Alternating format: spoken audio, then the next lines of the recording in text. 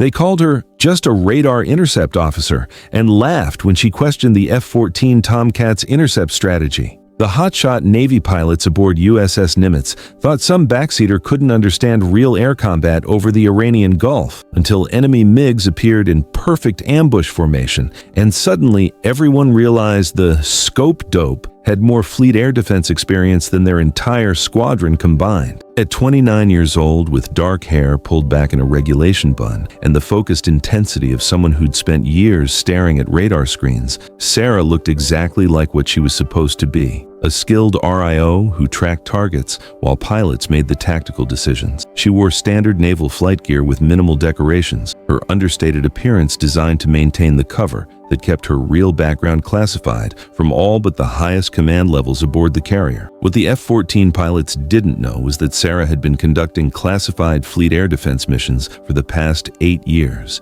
serving as a tactical coordinator for some of the most sensitive naval aviation operations in Middle Eastern waters. Her classified logbook contained over 1,650 hours of combat flight time, including 234 intercept missions against hostile aircraft attempting to penetrate American naval formations. Her assignment as a standard RIO was cover for intelligence gathering operations that monitored Iranian and Soviet naval aviation capabilities. The morning briefing called for combat air patrol over the Strait of Hormuz, where Iranian air activity had been increasing as tensions escalated between American naval forces and the Islamic Republic's Revolutionary Guard. 2 F-14 Tomcats would maintain station at the edge of Iranian territorial waters, using their powerful AWG-9 radars to monitor enemy aircraft while protecting the carrier battle group from surprise attack. Lieutenant Jake Thompson piloted the lead Tomcat, a skilled naval aviator with 340 hours of carrier-based combat time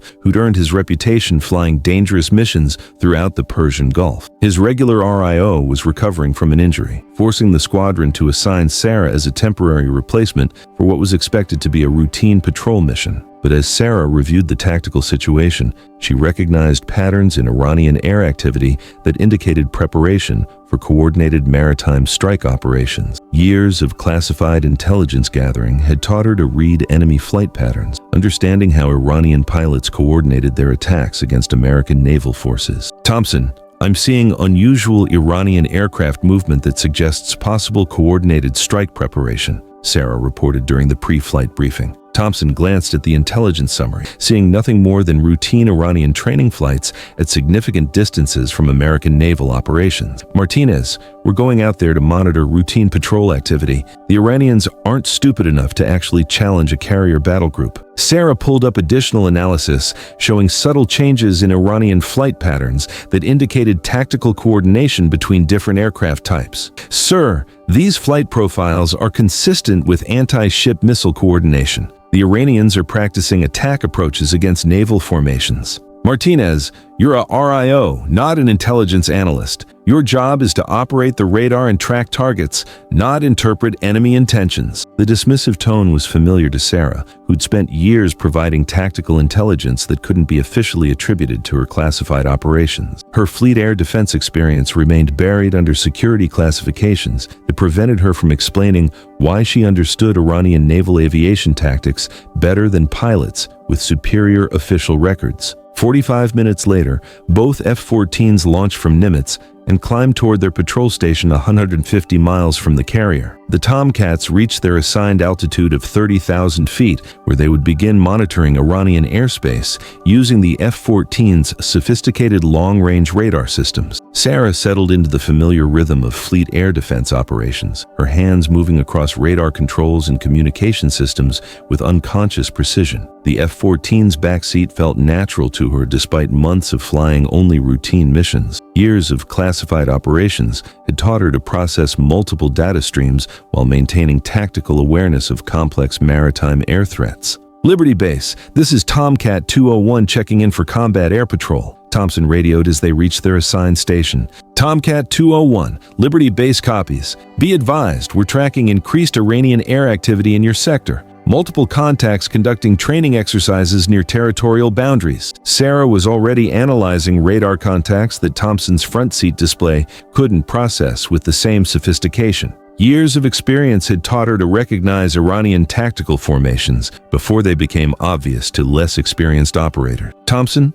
I'm tracking coordinated Iranian aircraft movement that indicates anti-ship strike training. Multiple F-4 Phantoms and F-14s in tactical formation practicing carrier approach profile. Thompson checked his radar display, seeing scattered Iranian aircraft at routine patrol distances. Martinez, those contacts are conducting normal training flights. We're not seeing any hostile approach pattern. But Sarah had already identified the specific formations and timing that Iranian pilots used when preparing maritime strike operations. Her classified intelligence background allowed her to recognize attack preparation that other RIOs might interpret as routine training activity. Thompson, recommend we vector closer to monitor Iranian intentions. Their flight patterns are consistent with coordinated anti-ship missile preparation. Martinez, maintain standard patrol position. We're not going to provoke an international incident based on routine training flights. 20 minutes later, the tactical situation changed dramatically as Iranian F-14 Tomcats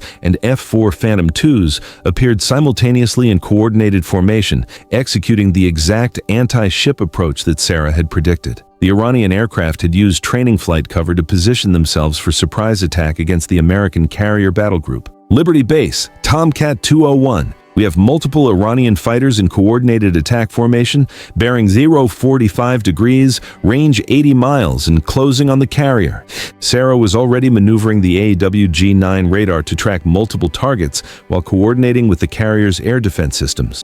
Thompson, I have radar locks on 6 Iranian aircraft in anti-ship strike formation. They're using coordinated approach vectors designed to saturate our defensive systems. The air battle that followed demonstrated the deadly complexity of naval air warfare, where both sides maneuvered for killing shots while protecting high-value ships from enemy missile attack. Sarah's radar operation proved flawless, maintaining target locks on multiple Iranian aircraft while coordinating defensive operations with other American fighters. Fox 1, Phoenix away! Thompson called as Sarah's precisely timed radar guidance sent an AIM-54 missile streaking toward the lead Iranian F-14. The enemy aircraft attempted evasive maneuvers, but couldn't escape the world's longest-range air-to-air missile. The engagement continued for 30 minutes, with Sarah providing radar coordination that allowed American fighters to defeat the Iranian attack while protecting the carrier battle group. Her tactical awareness and electronic warfare expertise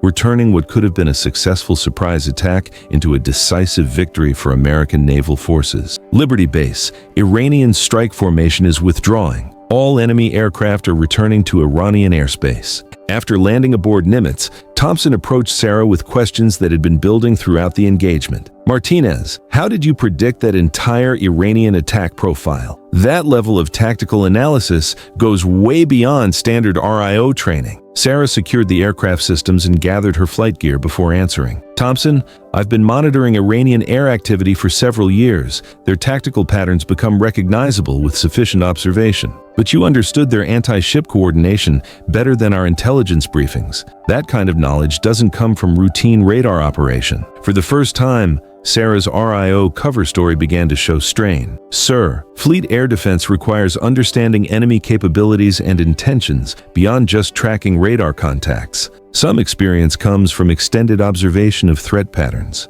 Thompson realized he was discovering something that had been hidden from the squadron. You're not just a regular RIO, are you, Thompson? Some assignments require capabilities that aren't listed in standard job descriptions. What matters is that the carrier battle group remained protected and the Iranian attack was defeated. The mission debrief revealed that Sarah had tracked 14 different Iranian aircraft during the engagement, coordinating successful intercepts while maintaining air defense coverage for the entire carrier formation. Her tactical analysis had been accurate to the minute, allowing American forces to achieve decisive tactical advantage. Word of the engagement spread throughout the naval aviation community aboard Nimitz. The story of the RIO who'd predicted and defeated an Iranian anti-ship strike became legendary among F-14 crews operating in the Persian Gulf. The next week, Thompson specifically requested Sarah for all high-threat combat air patrol missions. Her ability to read Iranian tactical intentions and coordinate fleet air defense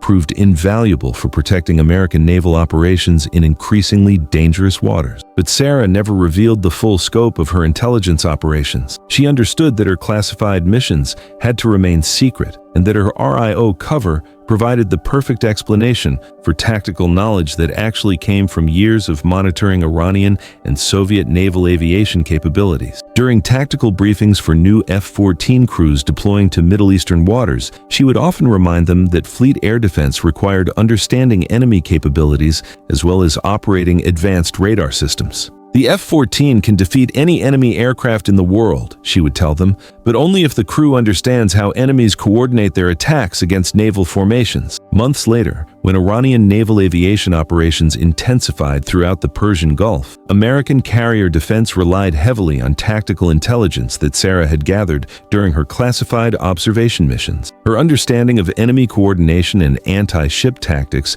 proved critical for maintaining American naval superiority in waters where miscalculation could trigger regional warfare. Years later, F-14 crews throughout the fleet would credit Sarah with revolutionizing their understanding of maritime air threats in the Middle East. They learned that effective fleet air defense required intelligence that went beyond official briefings, and that some of the most valuable tactical knowledge came from people whose full capabilities couldn't be officially acknowledged. The F-14 Tomcat continued to dominate fleet air defense throughout its service life, flown by crews who understood that their mission success depended on radar intercept officers, whose expertise often exceeded what their official assignments suggested. Sarah's contributions to naval aviation intelligence remained classified for decades, but her influence on fleet air defense procedures ensured that hundreds of carrier-based air crews benefited from lessons learned during thousands of hours monitoring enemy naval aviation capabilities. She had chosen mission effectiveness over recognition,